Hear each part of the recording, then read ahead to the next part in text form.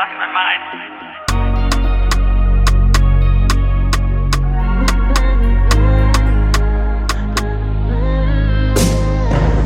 Hoje é pano sai, baby, hoje é pano sai.